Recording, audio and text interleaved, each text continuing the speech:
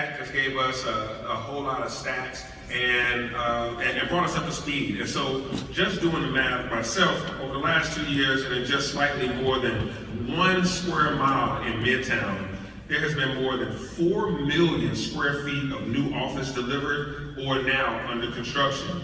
Nearly 1,000 new residents and lots of new hotel rooms. And that's just in the last 2 years, and more groundbreakings are coming this year.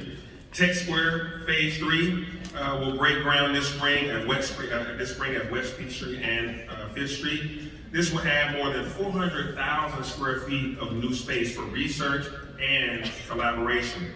Georgia Tech continues to cultivate one of the country's fastest growing business and technology ecosystems. Winship at Emory Midtown will open this spring.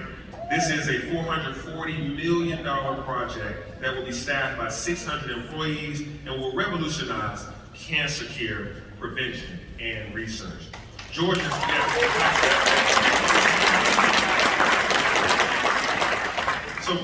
multi-billion-dollar film and television industry can now tap into new resources at SCAD's extended reality stage. The first of its kind in Atlanta, merging the real and the virtual world. Who was SCAD over here? That's some SCAD people now. Y'all give SCAD a shout out. Invesco is set to open its new global headquarters in the new Midtown Union development. Invesco is right by SCAD. Y'all are hanging out together? All right. Good. Adobe just announced its new offices at Colony Square also. Everybody get a shout out, so we're gonna clap for everybody. The Center for Global Health Initiative has begun construction. It began construction last year inside the former AT&T Tower.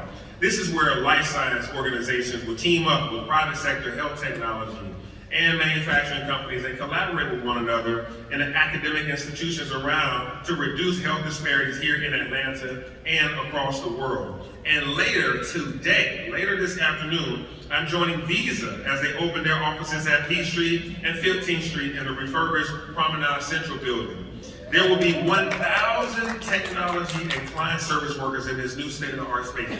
1,000 new jobs right here in Midtown with Visa. These are just some of the wins that our city continues racking up. And all this economic activity in Midtown actually benefits the entire city of Atlanta. For example, 2 of every 3 local tax dollars generated in Midtown goes to support other parts of the city via the general fund and also to APS. Areas of dense development generate much more revenue than they consume in services. This is that rising tide that lifts all boats and helps to provide a way for our city to thrive together, because we are indeed stronger together. In my first year as mayor, during 2022, Atlanta generated #1 national rankings as a quality destination city. Money Magazine ranked Atlanta the best place to live in the United States in 2022. The Economist named Atlanta America's most livable city. Atlanta was also named America's #1 city for Gen Z and the top city for creative talent. In-town Atlanta led the nation in new apartments delivered over the past 10 years and was ranked among the top cities in attracting real estate investment as well as renters. Atlanta also ranked among the top markets nationally for tech job openings in 2022, and the state of Georgia again ranked #1 for business according to Area Development Magazine, continuing a streak of 9 consecutive years at the top spot. So give yourselves a round of applause, Atlanta. You're #1.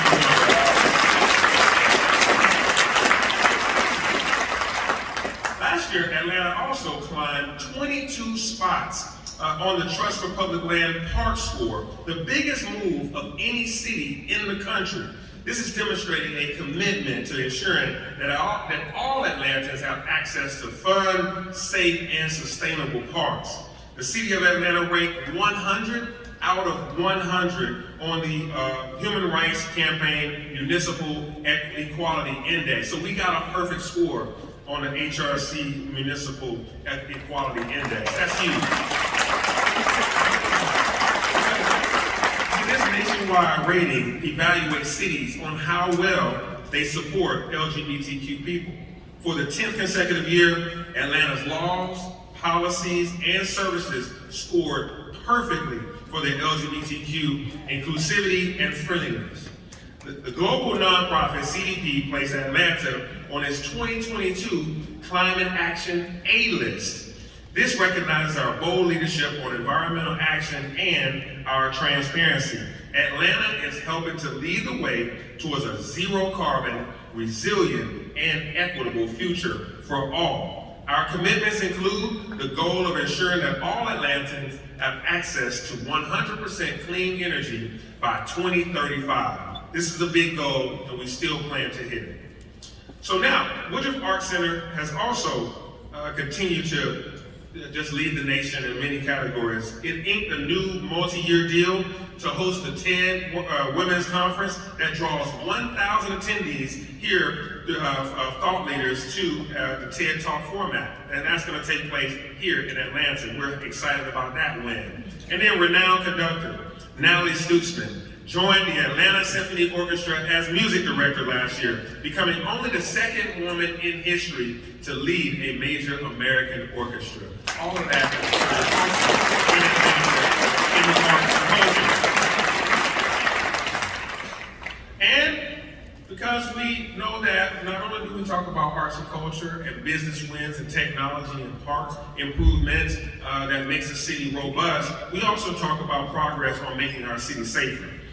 In matters of public safety, crime in Midtown was down 28% in 2022. And that's due in part to productive partnerships like the one between Midtown Blue, I'm so used to saying Midnight Basketball, Midtown Blue and APD that has existed for more than 20 years. Chief Shearbaum values partnerships just like I do, and I appreciate his leadership and the progress we are making together overall. And like I said, he's a Midtown resident, so you got the Chief of Police living as your neighbor. So that's a lot. That's a lot that's going on, and a lot to be proud of right here in Midtown and around the entire city of Atlanta. Thank you again to the Midtown Alliance for all you do to continue to keep moving Atlanta forward together. And now, I'll hand it off to John McCall from Cousins Properties. John?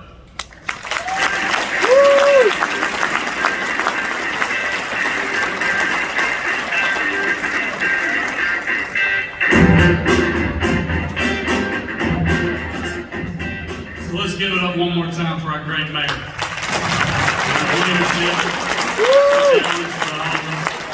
And every day, he sets an example for all of us to be better Atlantans. Thank you, Midtown Alliance, for the opportunity to speak this morning. My day rarely involves speaking to a crowd of 1,000 people in such an incredible venue. It's truly an honor to be here this morning, and thank you for your patience. I'll try to be clear, quick, perhaps a little blunt. This morning, I'm here to introduce our keynote speaker, Anna Music. But first, I was encouraged to share some thoughts with you as someone who's been involved in Midtown for over 2 decades. As a member of the Midtown Improvement District and as a developer involved in implementing the shared vision of Blueprint Midtown and the hard work of the Midtown Alliance. As you know, Cousins Properties has a rich history in Atlanta and has invested heavily in Midtown. In fact, we've developed many of the iconic office buildings you can see if you look up right outside the theater. We keep a keen eye on those thriving urban districts across the Sun Belt where we invest, like Atlanta. By any measure, all the facts you've heard, all the elements that you see every day, Midtown is a success story and the envy of many urban districts across the United States. With consistent success over the last 2 decades, investors, large and small businesses, and families call Midtown home because of all of our collective efforts. So let's take a moment to be proud today of this achievement and celebrate this morning. While Midtown is a success story, we're just measuring the moment. For any city, each year is another chapter in a book that never ends. And as we write Midtown's story, these next pages are super critical. To seize the opportunities before us, we will need to reach deep inside ourselves and recommit to that shared vision. Today, we'll hear a summary of what we're calling our Public Life Action Plan. This is a product of a lot of good work, and I hope you'll take the time to review the full report that will be posted soon on the Midtown Alliance website. In reviewing these materials, I also encourage you to think back to the original blueprint Midtown from almost 25 years ago, and use that grand vision as your measuring stick. I think you'll find that Midtown lacks some of the key attributes that were part of that original vision, and our success has only exposed them even more. Midtown's skyline has been transformed, but people don't experience Midtown at its skyline. They experience their cities on its streets, sidewalks, in its parks and plazas. At street level, Midtown has so much to be excited about, but it can also look a little bit like this.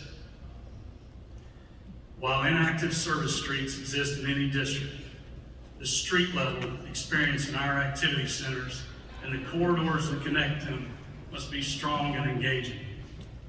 This is a critical opportunity which deserves recommitted focus and investment.